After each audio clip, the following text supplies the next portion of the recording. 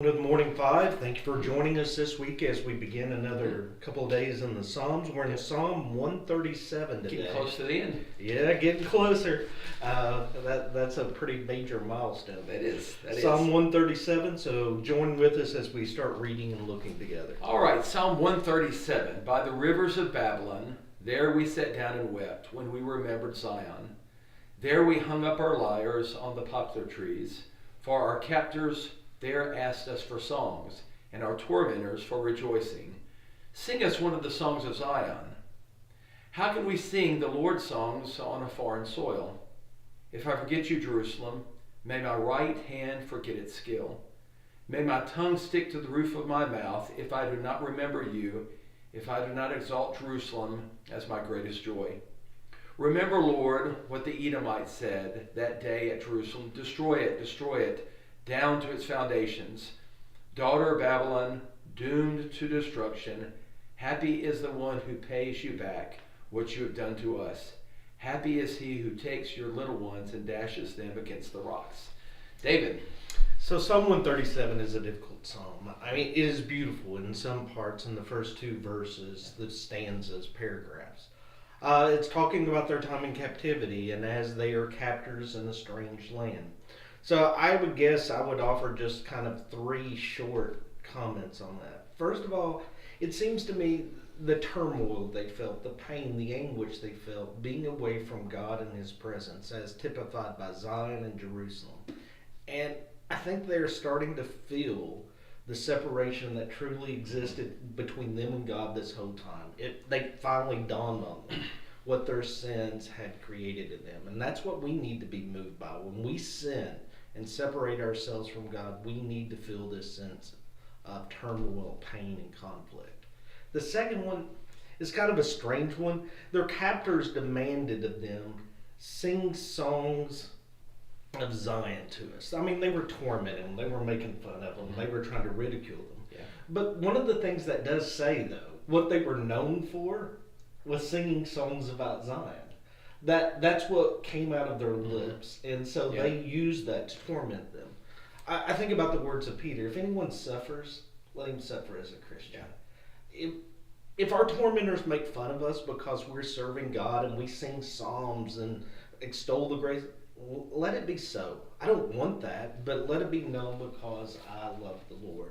And then finally, I guess you got to deal with this prayer at the end, this imprecation. It's tough to hear. It's language that almost assaults the ear. But I want you to know that is what God had said in Isaiah would happen to those who oppress His people. And also, I want us to remember this is poetic, but ultimately, I think what they're doing is just lifting this up before God and letting God act and not taking vengeance for themselves. They're putting their words, whether they're correct or not, they're just pouring their hearts out to God and allowing God to act in what He sees to do best. Yeah, it is difficult. We need to remember this was written at a very different time than what we're used to.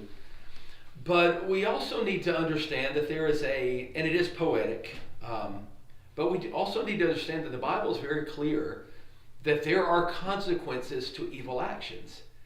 And the consequence falls upon those who do evil.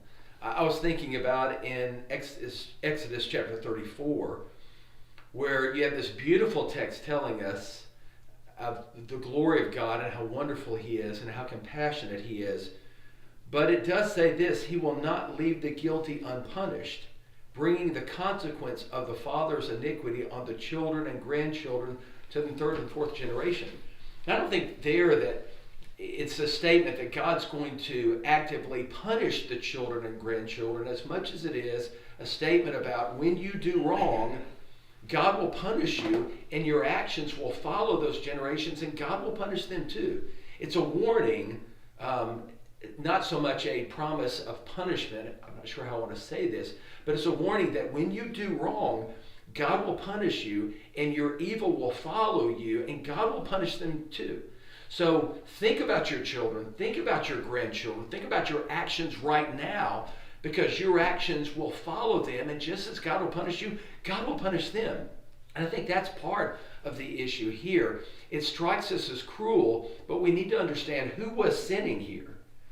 God's not sinning for punishing evil. Those who do evil are being punished, and their actions will follow the next generation.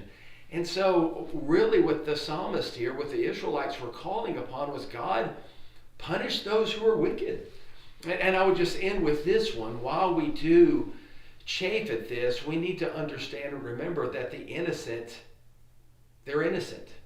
And while they may suffer physically because of the actions of their forefathers, I believe the biblical teaching is they are innocent before God and they will not be eternally punished.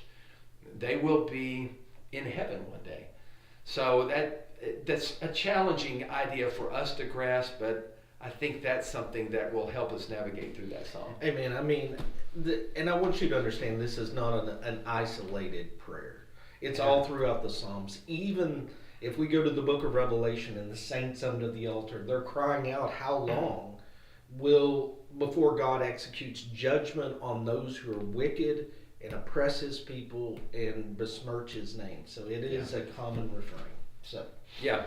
All right, well, thank you for joining us today. Hope that helped you some. You may have some questions as a result of some of the things we've read today or talked about. Write them down below on Facebook in the comments, and we'll try to do our best to try to answer those. Thanks a lot for joining us.